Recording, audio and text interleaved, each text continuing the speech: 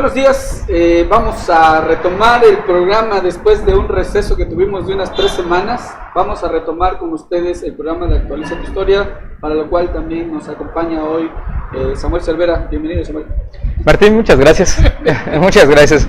Encantado de estar aquí otra vez con mis dos amigos, excelentes amigos. ¿Qué tal, Sammy? Ya nos habíamos demorado tantito, ¿verdad?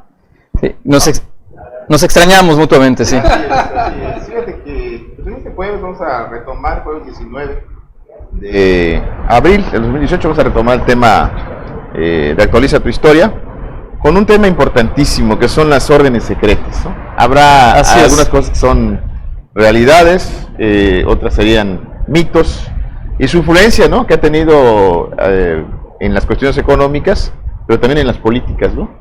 Así es, Pepe. Bueno, hay un fenómeno, y es un fenómeno a cierto punto comprensible. En las distintas sociedades, en estos momentos de la humanidad, mientras más se separa el poder de la sociedad, este vacío que existe se busca llenar de distintas maneras. Una de las formas en que se suele llenar esos espacios de incomprensión entre los poderosos, entre gobernantes y gobernados, suele ser a través de mitos, leyendas, interpretaciones, información, desinformación, y mientras más grande la distancia, mayor el espacio que existe. También en épocas de crisis sociales, de crisis económicas, de guerras, de conflictos, en el momento en que las sociedades sufren angustias o sufren grandes cambios, por ejemplo, del feudalismo pasando al renacimiento, acercándose a la revolución industrial, suelen ser periodos de crisis, en este caso en Europa, por ejemplo, la crisis que vive México cuando pasa de ser un país, una colonia, a ser un país independiente. Todos estos periodos de crisis generan distintos efectos sociales, y uno de estos efectos sociales suele ser las reorganizaciones. Por ejemplo, para regresar al primer planteamiento, el primer planteamiento es que mientras el poder se separa más de la sociedad, hay un montón de vacío de información intermedio que se llena de distintas formas. Las sociedades griegas, por ejemplo, la clásica democracia ateniense, en donde la mayor parte de los hombres con propiedades se reúnen en asamblea a tomar decisiones, bueno, no hay muchos mitos con respecto al poder. O sea, el proceso de toma de decisiones y de ejercer las decisiones, aún en una sociedad tan antigua como fue la Atenas clásica, no existen grandes textos sobre organismos ocultos, sobre decisiones que se hayan tomado a escondidas de la sociedad. Casi no hay registro, se hizo casi todo, o los registros que hay muestran una sociedad que lo hace todo con mucha más claridad. En cambio, en el caso de sociedades en donde hay una mayor distancia, inclusive, por ejemplo, Esparta, por ejemplo, los mitos y el proceso de toma de decisiones, una vez que aparecen los reyes, en el caso de Alejandro Magno, ya empiezan a aparecer mitos interesantes. Y por supuesto, en el mundo oriental, en donde el poder está más cerrado, los mitos en torno a los gobernantes y a todo lo que rodea a la monarquía y a la aristocracia suelen hacerse más grandes, tanto alimentados por la sociedad como muchas veces alimentados por las mismas clases altas, o que se va sumando. Digamos, los mitos clásicos son los orígenes divinos de determinados monarcas, ¿no? Sí, definitivamente. Saludamos ya que está con nosotros a Magdalena de Cochea, dice a García Salvidea, a Chacho, hola, buenos días, a Marlene Uck también, que nos está con nosotros, pues también la saludamos. Aquí la pregunta, creo que obligada, es: esas sociedades secretas hasta nuestros días persisten, no persisten, desaparecieron. Esos mitos que se crean, de hecho, Cancún, por ser una ciudad cosmopolita, creo que tiene una mayor representatividad de los restos de esas sociedades secretas, porque pues al develar su secreto, pues ya dejan de ser secreto. Digo, desde mi óptica, ¿no? Claro. ¿No? Hay cuestiones, hasta podría decirse que el narcotraficante es una sociedad secreta. Fíjate que hay una diferencia efectivamente entre lo que es secreto y lo que es discreto. La aplicación para las órdenes, en mi opinión, hoy en día son sociedades discretas. Ya en el tema es secreto en el tema de cuando hay dentro de las órdenes ya en funcionamiento hay una serie de liturgias, entonces en ese momento sí es secreta, porque nada más los que están o forman parte de esas órdenes tienen ese acceso. y además tienen algo que tiene que decírsele así, porque aunque lo puedan contar, la vivencia es muy personal. Entonces, por eso se dice que es secreta, ¿no? Entonces, el tema aquí, como bien decía, escriben una diferencia entre lo que es discreto y lo que es secreto. Pues precisamente por eso preguntaba, porque en nuestro siglo XXI veo un poco complicado que exista secretismo, hablando en ese sentido, que haya secretos que no sean revelados, puesto que hasta libros se han escrito referente a ello. Como bien decías, quizás el ritual es privado, quizás el ritual podría ser de estas sociedades, desde el de iniciación hasta la práctica misma, podría ser una cuestión discreta, más no secreta, porque entonces, ¿cómo nos llega a nosotros los ciudadanos saber que existen masones, illuminatis y todo lo demás, y toda la estructura que podría tener la iglesia, que se llamaría discreta, porque no todos tienen acceso como está la curia romana, no todos tienen acceso como está la cuestión organizacional de los pastores evangélicos, no todos tienen acceso a cómo se manejan los masones o cómo se manejan tal sociedad, no todos tienen acceso. No, solamente los que están iniciados, y hay que clarificar aquí que hay una serie en el caso, por ejemplo, de masones o otras órdenes, van ascendiendo por grados, quiere decir que tienen otra serie de instrucción, y de esa manera van ascendiendo. Por ejemplo, en el caso de masonería, hay a partir del séptimo grado, 33 grados, y entran en otro contexto. Entonces, esa manera de tenerlo por grados, por decirlo así, aprendiz, compañero y maestro, te da la posibilidad de que a cierto extracto de esa orden, para ellos, en el caso de los que conforman, sí hay cuestiones secretas, porque nada más ellos tienen acceso a eso. Y en definitiva hay muchos libros, unos sí se acercan a lo que es, pero otros no. Son volados, y solamente quienes están adentro pueden certificar si lo que se dice es verdad o no es verdad, ¿no? Por ejemplo, yo le preguntaría a Sami, ¿cuáles serían las órdenes secretas más relevantes de México? Pero antes que nos conteste, Sami, dice el Tabo, entre sociedades secretas, decía antes AMLO, los poderes fácticos. Bueno, esa es una opinión que tiene. Un poco lo que yo decía al principio. Lo que pasa es que mientras mayor es la separación entre gobernantes y gobernados, o entre élites dominantes y el resto de la sociedad, existen muchas herramientas y muchas historias, y existe una gran cantidad de información que tiene distintos aspectos. Es difícil saber cuáles sean las organizaciones más relevantes a lo largo de la historia. Sin duda en el caso mexicano, sin duda en México, sobre todo, obviamente después de la independencia, pues van a ser la masonería y esos dos grandes grupos que posteriormente se traducirán en liberales y conservadores. Pero un poquito atrás de eso, el ser discreto, como bien decías tú, o el ser secreto, siempre ha sido una condición del uso del poder. Entonces, siempre ha sido un elemento que muy pronto las sociedades antiguas descubren. Desde Mesopotamia, saber o conocer la voluntad del rey era algo sumamente difícil. Lo vemos inclusive en textos antiguos como la Biblia, cuando se toman decisiones, se toman en espacios cerrados. Moisés y su gente toman las decisiones a cortina cerrada, diríamos, en el desierto, mientras que el resto del pueblo de Israel no se informa. En fin, siempre hay un proceso de ser discreto. Esto se dispara o se agudiza o profundiza más en el caso europeo durante la Edad Media en algo mucho más simple, que son los gremios.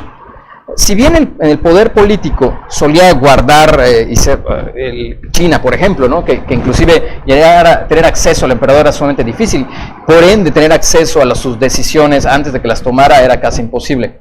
Pero se empieza a popularizar mucho más esta discreción que raya en el secretismo, que raya en los rituales, que raya en las exigencias. Durante la Edad Media, y un papel muy importante lo juegan los gremios. ¿Por qué? Porque no había universidades a las que se les tuviera fácil acceso. Las universidades te daban un conocimiento extra, pero el desarrollo de una profesión que no fuera campesino, y no ser campesino en la Edad Media y pertenecer a una ciudad es algo muy importante y es un enorme cambio en tu forma de vida. Entonces, estar en una urbe y entrar y pertenecer a un gremio, ya sea, por supuesto, el reconocidísimo gremio de los constructores, pero ya sea el gremio de los herreros, el gremio de los comerciantes, de quienes sean cerámica, todos estos gremios, ingresar en estas estructuras sociales era sumamente difícil. Se requería cumplir con ciertos requisitos, se requería ser parte de estas familias, porque el oficio, y en alguna época los secretos de los vidrieros, por ejemplo, había las técnicas para hacer ciertos tipos de vidrios a finales de la Edad Media y principios del Renacimiento era prácticamente un secreto. Sí. Entonces, si se aprendía, se descubría, había un enorme cambio económico.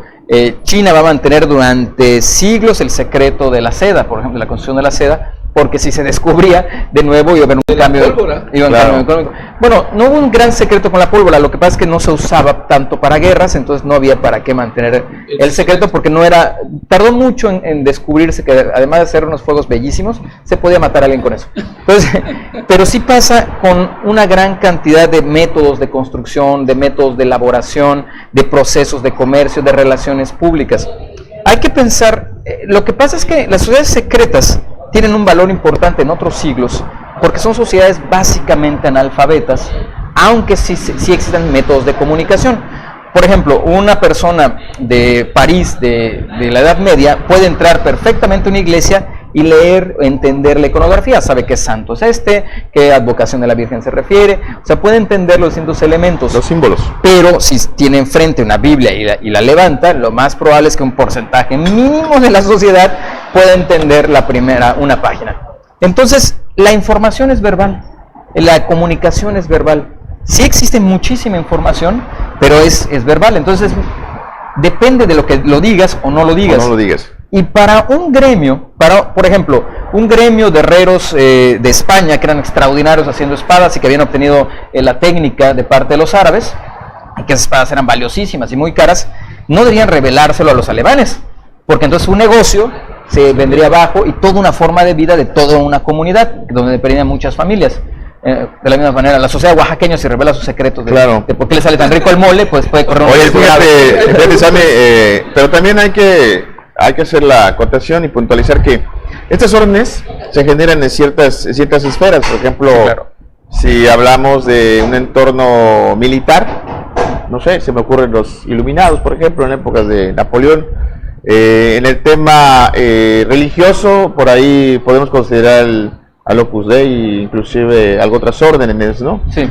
En la cuestión de filosofía, que es donde podríamos identificar un poquito de manera más subjetiva el tema de masonería o francmasones, ¿no? Sí. Entonces hay entornos donde se generan esas órdenes, y muchas de ellas tienen algo que pudiera decir que sería una asociación fraterna, ¿no? Por decirlo así. Sí, por supuesto. Bueno, por ejemplo, todos los que mencionaste tuvieron un elemento en común: pertenecen a clases sociales altas. O sea, todos los grupos que acabas de mencionar pertenecen a grupos de poder. O sea, las órdenes militares, en el momento en que se constituyen en el corazón de la Edad Media, es el segundo grupo social más importante. O sea, está el rey, que de alguna manera es un militar, está la iglesia, y todas estas órdenes militares, que normalmente responden a uno o a otro, a veces van a responder a los dos, son herramientas fundamentales del poder. O sea, pertenecen a clases sociales muy altas.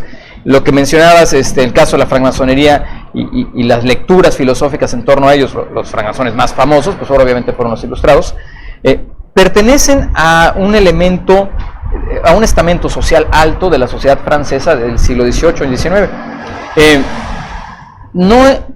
Estos grandes grupos, los más reconocidos, suelen ser grupos de sectores sociales elevados. Por ejemplo, las órdenes militares, y la más famosa serían los templarios, ¿no? Donde ha habido películas, etcétera. Es quizás la orden militar europea, porque ya había la misma estructura de monjes guerreros, ya había existido en el mundo islámico particularmente. Este grupo va a ser el que más poder económico, más tierras, en una época en que la tierra era uno de los principales fundamentos de la riqueza, y al mismo tiempo más hombres armados tendrá.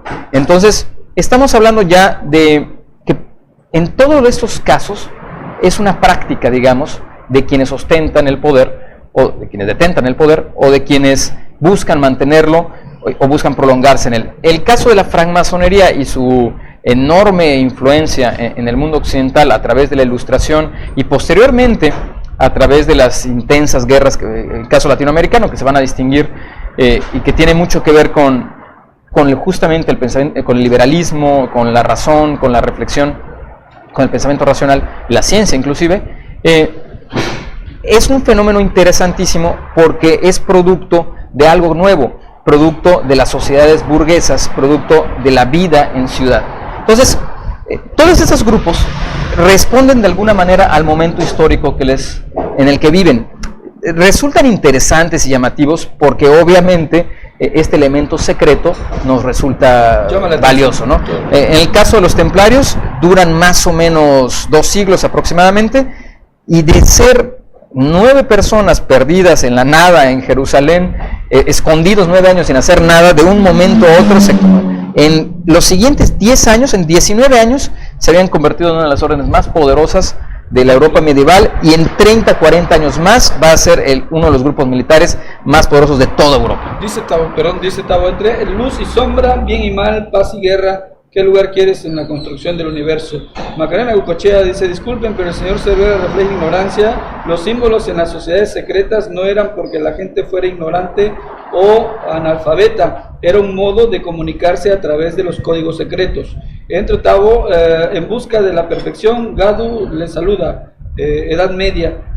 Muchos grupos se originaron como los masones en la época del rey Salomón. No era la época burguesa, dice Macarena Gucochea. Y entre Tabo, para el templario, el maestro Jesús es el único camino.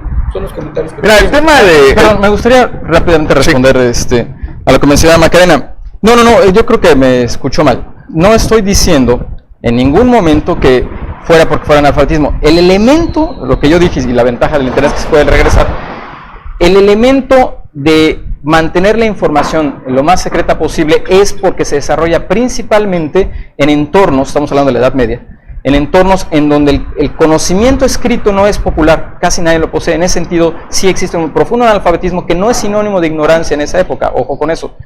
Lo que se hace es que la mayor parte de la información se transmite oralmente y a través de símbolos en donde te explican justamente lo que significa. Por eso, prácticamente cualquier persona que entrara a la Catedral de Chartres en Francia podía entender esos símbolos, lo dije justamente hace un momento. No significa, lo que pasa es que las organizaciones secretas duran muchos siglos, o sea, no es lo mismo hablar de templarios que hablar de masones, que hablar de organizaciones actuales. Existe una gran cantidad de variantes dependiendo de la sociedad donde se desarrollan. Por supuesto que para ese grupo en particular, ya sean alguna organización oculta de Quetzalcóatl en el caso americano antes de la llegada de los españoles, o por supuesto en el caso de los templarios, sin duda los masones, cada uno de ellos tendrán sus propios códigos, sus propios símbolos y sus propias herramientas. Inclusive lo tenían los gremios de herreros. Los herreros de Francia y los herreros de Flandes tenían símbolos completamente, bueno, no completamente, pero sí distintos entre sí, con los cuales transmitían su información, inclusive buscaban hacerlo. Este proceso se va a ir agudizando. Lo que pasa es que en el caso de las organizaciones secretas, el otro comentario que mencionaban sobre si viene desde la época de Salomón o no, en el caso de la masonería, es muy difícil como historiador, o sea, yo soy científico social, entonces como tal es muy difícil decirte que existe información, si es veraz o no, de que estas organizaciones hayan estado a lo largo de los siglos. La información que sí aparece, que se puede probar sin duda, es que, por ejemplo, en el caso de la masonería, ya lo tenemos muy claramente en el siglo XVII y en el siglo XVIII, que ellos mismos en sus textos, o existan elementos que indiquen que sean mucho más antiguos, no lo dudo, pero ahora sí que se pierde en la noche de los tiempos. Están dentro del ámbito de los mitos. La arqueología o la investigación en documentos, como la que yo realicé durante muchos años, no te prueba, no te encuentras un papel que diga aquí estuvo un masón en 1322 en Frankfurt, por ejemplo. No se han aparecido ningún documento de esas características. Fíjate, Sammy, yo quisiera precisar este tema de lo que tiene que ver con la simbología. La simbología tiene un especial significado en todo lo que vienen siendo las órdenes secretas. Es un concepto abstracto que te da en sí el núcleo de lo que pudiera simbolizar algo, y tú lo vas a complementar en pues desplayarte y explicar ¿qué simboliza eso, no? Una piedra en bruto, por ejemplo, en los primeros grados de masonería, pues significa la misma personalidad de uno que puede, a través del proceso, irlo devastando y convertirse en una piedra cúbica de punta. La simbología viene a sustituir en el mundo lo que es el lenguaje. Es decir, yo puedo identificar un símbolo no conociendo el lenguaje o el dialecto o el idioma de otro país. ¿Por qué? Porque estas órdenes tenían la peculiaridad de distribuirse a través de todo el mundo. Nosotros, por ejemplo, no podemos, a lo mejor no hablemos francés, pero si vamos a Francia vemos un símbolo, sabemos lo que significa a través de esta simbología precisamente, ¿no? Entonces, la cuestión simbólica es básica, es el lenguaje que se da entre estas órdenes, que además de eso tienen, había que agregarle este elemento de los rituales, que eso sí, solamente tienen acceso quienes pertenecen a esta orden y en sus diferentes grados, es decir, porque el primer grado no va a conocer lo que hace el del tercero, el séptimo, ¿no? Entonces, yo creo que hay que puntualizar eso. Y en el tema de las órdenes, pues hay muchas, como tú bien dices, en lecturas, estas lecturas de, por ejemplo, la masonería, que es el tema que conozco un poco, sí hay antecedentes de que pasaron por diferentes procesos, ¿no? Los templarios, sí, las cruces inclusive son procesos que terminan con el tema final, que es la masonería, y sí hay antecedentes serios de que es inclusive antes de Cristo, ¿no? Porque ya se vivían ciertos símbolos que aún hoy están vigentes, ¿no? En este caso, por ejemplo, serían las columnas, tenemos ahí el tema de la piedra cúbica de punta, tenemos ahí muchos elementos esotéricos que vienen de inclusive mucho tiempo más antes de la época de Cristo, ¿no? Chavo Entre dice, correcto el comentario, una cosa es el masón y otra el templario. El masón no cree en el bien ni el mal, a diferencia de un templario que sí se mueve por medio de la fe. Para el masón no existe Dios ni el diablo. Y Macarena Cochea dice, se nota cuando alguien sabe lo que dice. Felicidades, estimado José Ramírez, eres un periodista muy bien informado y da gusto escucharte, es lo que dice. Yo abono a esto, digo, pero fíjate, abonando el tema de ¿cómo se llama? De Tabo, por ejemplo, en masonería, en el Ara, hay una Biblia. ¿Sabes en dónde estriba el tema? En que la interpretación es filosófica, no es religiosa, tampoco es literal. No es de dogma. Sí, o sea, hay muchas maneras de interpretar la Biblia. Nosotros lo hacemos en masonería de manera filosófica, sí, no es religiosa, no es dogmática, ¿sí? Entonces, pero sí tiene el elemento religioso. Sí, sigue siendo una sociedad sí secreta. Digo, yo voy a abonar a esto para hablar así en términos vulgares, como hablamos los ciudadanos normales, en el sentido de que hay películas que tratan temas de la secrecía. Le podría nombrar Soy el número 4, es una de ellas. La otra es Ángeles y Demonios, por supuesto, que habla de las simbologías que tú dices. El Código Da Vinci también es otra, o Da Vinci, como le quiera pronunciar, y otras películas que podríamos, hay una que me gusta mucho, que es El Séptimo Hijo, que es una película netamente de hechicería y brujería y demás, pero hay muchos elementos simbólicos y de sociedades secretas, porque también habría que nombrar las sociedades secretas de dogma, como es la hechicería, que si existe o no existe, quién sabe, pero son una sociedad, es una sociedad que está ahí, que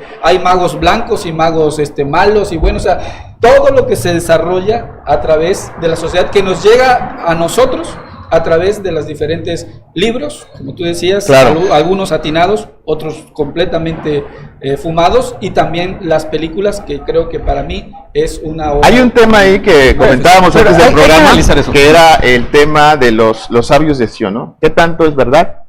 ¿Qué tanto es mentira?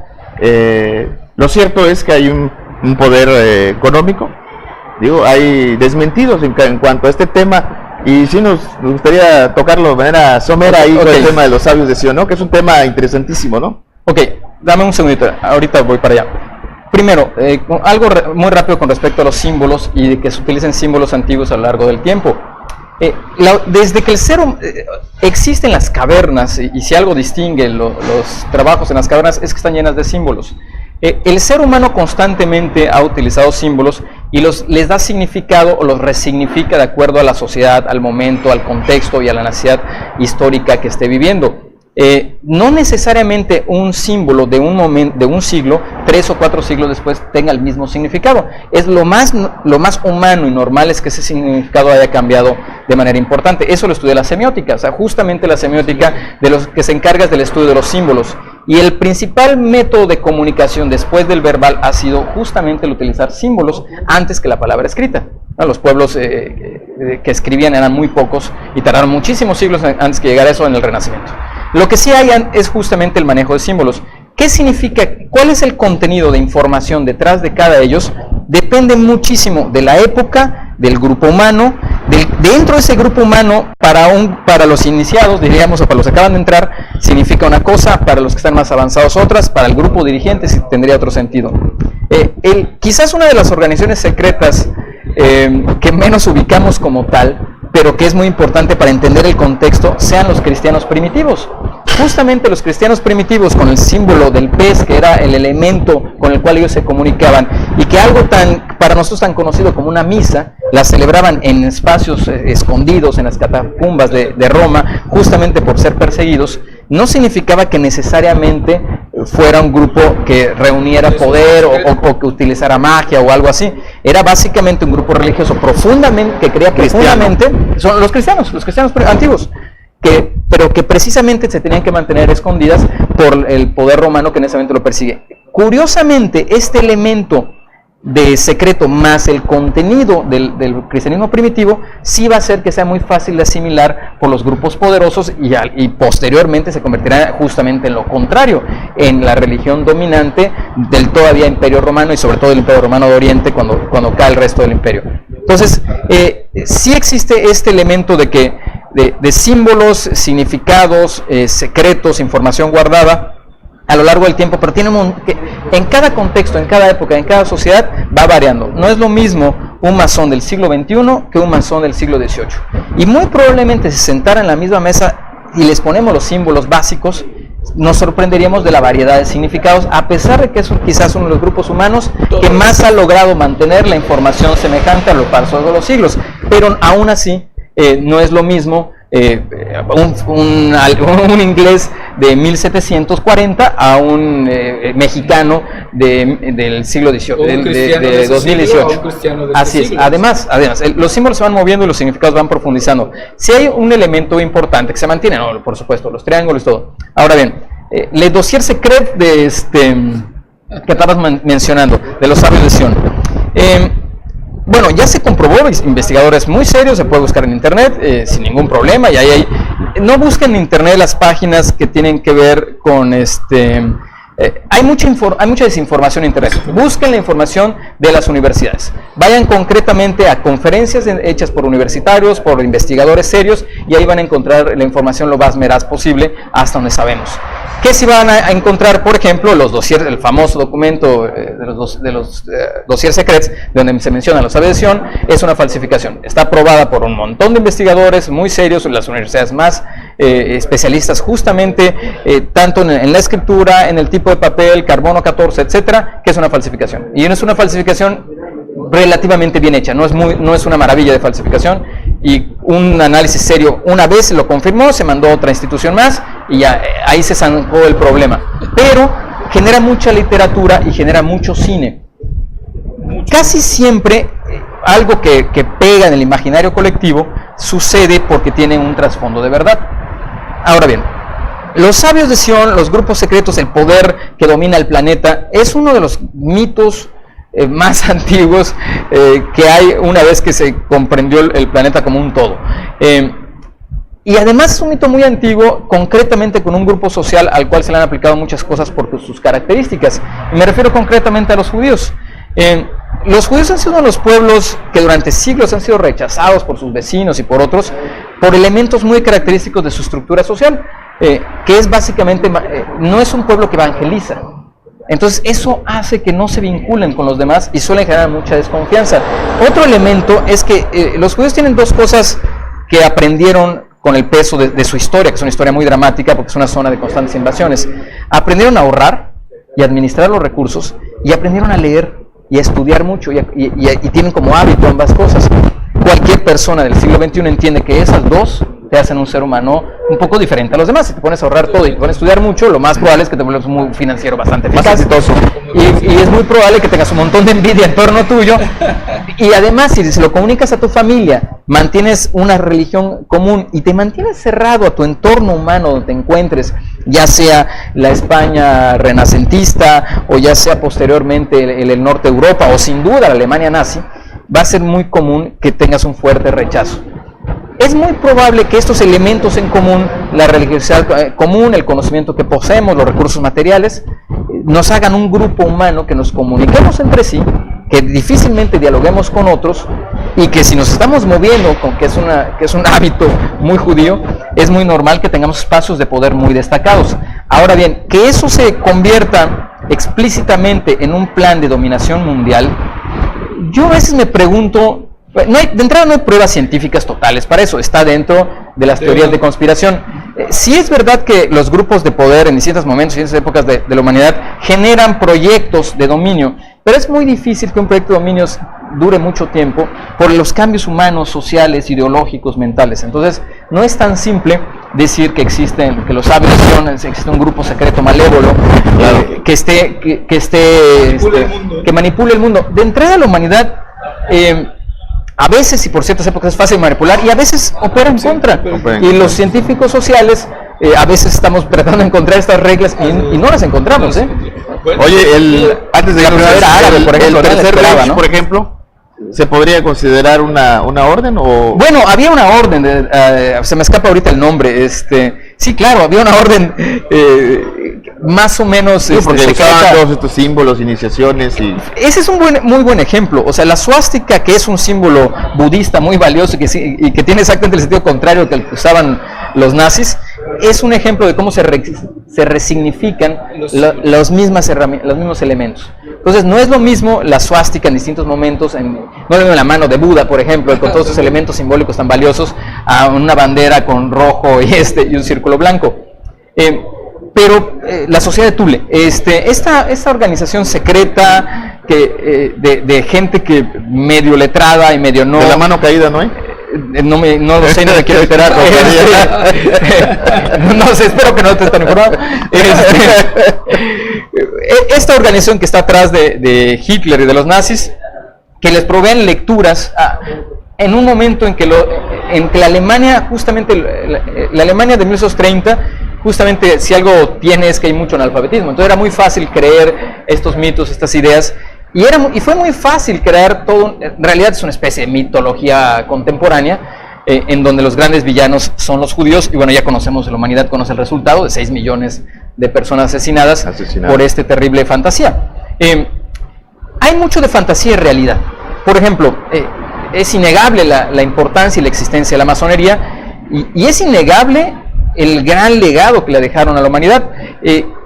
Como historiador, cualquier historiador serio lo puede demostrar, quizás uno de los grupos humanos que más hayan cambiado el entorno de Occidente haya sido los masones, al proliferar, al fomentar el uso de la razón, por ejemplo, y de la reflexión y del pensamiento filosófico en todas las áreas de lo humano. Entonces, el cambio que hicieron, o sea, lo fácil que hicieron que llegara la cultura de la sociedad burguesa, pero en sus elementos más valiosos, que es justamente la razón, justamente el análisis reflexivo, justamente la ciencia, cambiaron la humanidad. O sea, cambiaron cómo nos habíamos operado durante siglos en torno a mitos, en torno a creencias. Ahora bien, si vamos a pasar al lado de la magia, al lado de estas cosas todavía más, del esoterismo justamente, dejaríamos para otro programa, ¿no? Es mucho más complicado, sí. Porque primeramente como politólogo y como historiador necesitas probarlo científicamente, sí, para poder argumentar al respecto, a favor o en contra, etcétera. La ciencia en ese campo dice que no, hasta el día de hoy. Pero también existen elementos de la ciencia donde se toca, ¿no? Sin duda no hay un científico que no conozca el valor de la relajación, de prácticas como yoga. Yo he hecho tai chi, yo he hecho yoga, y conozco su enorme y extraordinario valor. Que existan estos grupos humanos secretos, estoy muy seguro que sí, siempre ha habido, siempre ha habido gremios. Yo pertenezco al Colegio de Historiadores de Guanajuato, por ejemplo, y somos un gremio, no somos nada secreto, no somos nada cerrado, cualquiera puede entrar a nuestras asambleas, pero obviamente siempre ha sido un elemento humano que en épocas de crisis, ojo, en épocas de crisis se agudiza más. Es más fácil creer en fuerzas externas que nos determinan en periodos de crisis, y actualmente el mundo occidental sí está pasando por un periodo de crisis en muchos ámbitos, pero también está pasando por un fenómeno que nunca había sucedido. El tiempo es asesino con nosotros, sí. De verdad. Bueno, nada más rápido, es la época en donde abunda la información y abunda la desinformación. Es una época complicada, pero muy interesante. Mientras no digamos que es un complot, porque también podría ser eso, ¿no? Podría ser. Pero el complot, no existen tales complots, existen hechos. Quizás algunos complots. Sí, algunos complots. Pues agradecemos mucho a usted que estuvo con nosotros y por supuesto, esta es una probadita de lo que son una untadita, porque ni menos de eso, sí. Menos de eso, una untadita. Agradecemos a Samuel que nos hace el favor de venir para actualizar nuestra historia, ¿no? Así es. Bueno, ustedes primero. Claro que sí, agradecer muchísimo a Macronews, a Samuel Cervera en este programa Actualiza tu Historia, que es una coproducción. A veces las órdenes, muchos de esos, el ser parte de una orden determinaba muchas posiciones en el clero, en el ejército y en el gobierno.